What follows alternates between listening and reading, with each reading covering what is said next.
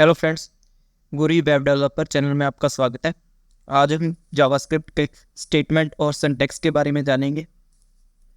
तो चलो शुरू करते हैं। ये था अपना पहले वीडियो का कोड, तो मैं एक बार इसे रिमूव कर देता हूँ। तो सबसे पहले अपने इसके सिंटैक्स को देखते हैं। हमने सिंपल एक टैग लगा रखा है, स्क्रिप्ट टैग। इसके अंदर सबसे पहले अपने पास आता है कुछ वेरिएबल्स। इन फ्यूचर आगे फिर पढ़ेंगे वेरिएबल्स क्या होता है। एक बार अपने वेरिएबल इसके अंदर कोड के अंदर यूज़ करेंगे एक सिंटैक्स के रूप। सबसे पहले वेरिएबल बनाने के लिए वेर लिखना होता है। उसके बाद किसी भी नाम का वेरिएबल लिखते हैं। जैसे यहाँ पर मैं 3 वेरिएबल बनाऊंगा, ए, बी और सी। ये 3 वेरिएबल बनाए हैं। इन तीनों वेरिएबल को मैं कोई डेटा असाइन कर देता हूँ। कोई भी डेटा, जैसे ए को मैं डेटा दे देता हूँ 10। उसके बाद बी को मैं डेटा दे देता हूँ 20।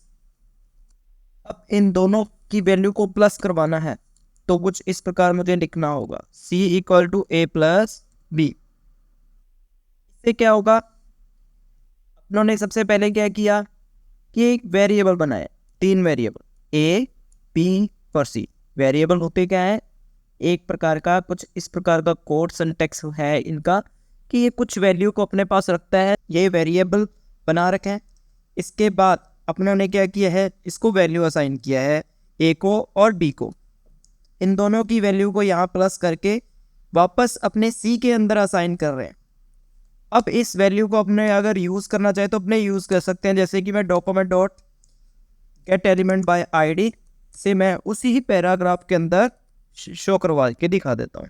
डेमो डॉट इन एचटीएमएल अपने को लिखना होगा इक्वल टू अपने डाटा जो आया है कैलकुलेशन होने के बाद सी के पास आया है, तो अपना जो डेटा है सी के पास, तो अपने यहाँ सी टाइप कर देंगे।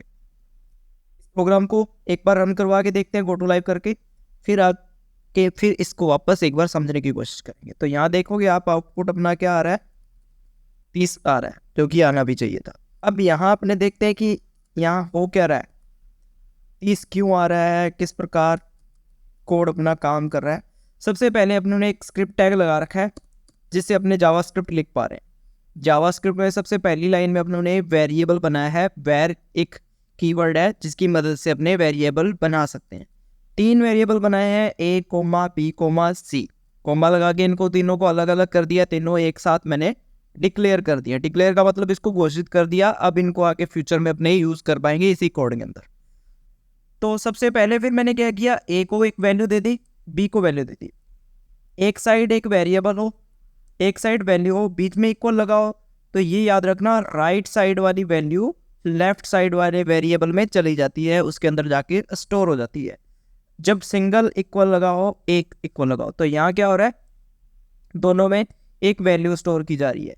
फिर देखो यहाँ मैं इसको थोड़ा सा स्पेस दे देता हूँ। इस सिंटैक्स को समझो क्या हो रहा है, ए में जो वैल्यू थी, बी में जो वैल्यू थी, दोनों को प्लस किया जा रहा है। कैलकुलेशन हो रही है, कैलकुलेशन होने के बाद वैल्यू कहाँ जा रही है, लेफ्ट साइड। लेफ्ट साइड सी के अंदर वापस स्टोर हो रही है। क्यों, क्योंकि यहाँ इक्वल लगा हुआ है, इक्वल असाइनमेंट ऑपरेटर है जो कि वैल्यू को असाइन कर रहा है, इसके अंदर सी के अंदर स्टोर करवा रहा है। तो कुल मिला के अपना हुआ क्या, जो 2 वेरिएबल थे उनका दोनों का कैलकुलेशन हुआ। कैलकुलेशन होने के बाद सी के अंदर स्टोर करवा दिया। अपने पास जो कैलकुलेशन आई है वो सी के अंदर स्टोर थी, तो अपने ने इसको शो करवाने के लिए एक लाइन ऑफ कोड लिखा है। ये लाइन ऑफ कोड पहले भी अपने देख चुके हैं कि इसका क्या मतलब था। डॉक्यूमेंट के अंदर गेट कर रहे हैं एक एलिमेंट को जिसकी आईडी डेमो है, वो अपना ये था। इसको गेट करने के बाद अपनों ने क्या किया, इसकी इनर एचटीएमएल सेट कर रहे हैं जो सी में स्टोर है। ये ऑटोमेटिकली इसकी कैलकुलेशन करेगा, सी में डेटा स्टोर करवाएगा और कहाँ भेज देगा, यहाँ सी के बाद। अब सिंटैक्स की बात करते हैं, तो इसमें एक चीज़ का ये भी ध्यान दे सकते हैं कि हमने यहाँ कितने भी स्पेस दिए जा सकते हैं। इसको जावास्क्रिप्ट को कोई इससे मतलब नहीं है कि इसके अंदर कितने स्पेस आ रहे हैं। आप किसी प्रकार भी इसको स्पेस से अलग अलग कर सकते हो। ऐसे मैंने इसको एक से ज़्यादा स्पेस दिए तो ये फिर भी वैसे का वैसे ही वर्क करेगा। इसको सेव करता हूँ, ये देखिए मैं इसको रिफ्रेश भी कर देता हूँ, ये एज टू एज पहले की तरह वर्क करता रहेगा। यहाँ से भी अपने इसको ब्रेक कर सकते हैं। मैं इसको सेव करता हूँ, इसका ये मतलब है कि इसको मल्टीपल लाइन में लिखा जा सकता है। सेव करता है, ये देखिए। पर ऐसा नहीं कि आप ऐसी गलती करो कि आप इनर HTML या ऐसा कोई वर्ड है जिसके बीच में आप एंटर दबा दोगे तो वो लाइन कोड गलत हो जाएगा। अगर मैं इसकी इंस्पेक्ट में चलूँ Ctrl+Shift+I दबा के, तो यहाँ देखो कुछ भी इसका आउटपुट नहीं आ रहा, ना यहाँ आ रहा है ना यहाँ आ रहा है। अब अपने क्या करते हैं, इसको Ctrl+Z दबाते हैं, बैक कर देते हैं। ये एक सिंपल सा कोड था। अब इसमें आगे अब कंटिन्यू करते हैं। इसमें अपने कोई भी कैलकुलेशन करनी है तो ये सिंबल को चेंज करना है सिर्फ। अगर मैं इनटू करवाना चाहता हूँ, मल्टीप्लिकेशन करवाना चाहता हूँ, तो मेरे को सिर्फ यहाँ इनटू का निशान लगाना है। तो ये देखिए इसके इनटू हो चुका है। अब बात करते हैं अपने इसके अंदर कमेंट की। तो सबसे पहले इसमें जान लेते हैं कि कमेंट क्या होता है।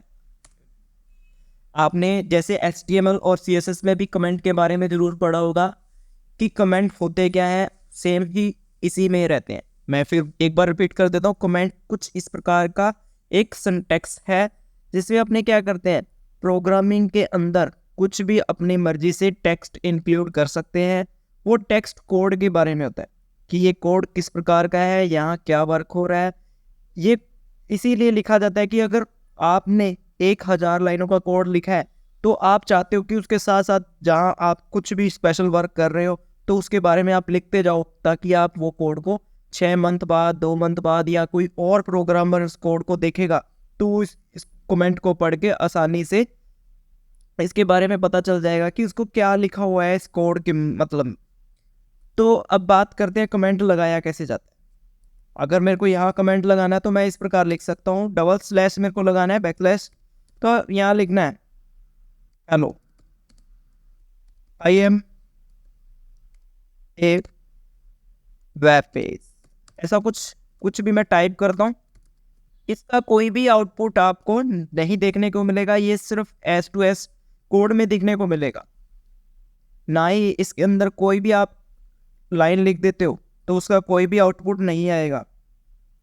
ये था सिंगल लाइन कोड, ये था सिंगल लाइन कमेंट।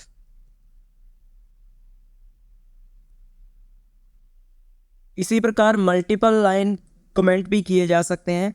जैसे मैं इसको एंटर मारता हूँ इस लाइन से, तो ये देखो एरर के रूप में मानने लग गया, क्योंकि जो सेकंड लाइन है वो उसको एक कोड के रूप में पढ़ रहा है।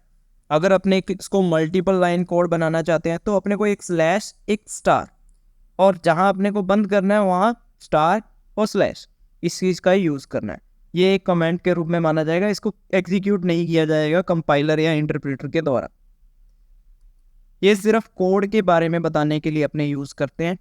अच्छी प्रैक्टिस यही होती है कि अपने जो भी कोड लिख रहे हैं उसके बारे में अपने लिख सकते हैं। हाँ, ऐसा नहीं हो कि आप एक वेरिएबल बनाया है उसके बारे में भी लिखते जाओ कि ये वेरिएबल है और ये वेरिएबल है, और ये जैसे अपने ने यहाँ कोड कर रहा है इनर HTML, तो इसके बारे में भी एक लाइन लिख दो। तो ऐसे आपका कोड क्या होगा, 100 लाइन होगा और 100 लाइन का कमेंट हो जाएगा। ऐसा नहीं, आपने को कुछ स्पेशल वर्क हो रहा है, जो कोड थोड़ा जटिल है, जो इजीली पढ़ नहीं सकते, ये तो हर कोई एक छोटे से छोटा प्रोग्रामर भी से पढ़ लेगा आसानी से। अगर कोई ऐसा कोड है जो बहुत ज़्यादा डिफिकल्ट है, क्या वर्क हो रहा है, उसके बारे में आप 1 या 2 लाइनें स्पेसिफिकेशन दे सकते हो उसके बारे में। थैंक यू गाइस, मिलते हैं नेक्स्ट वीडियो में।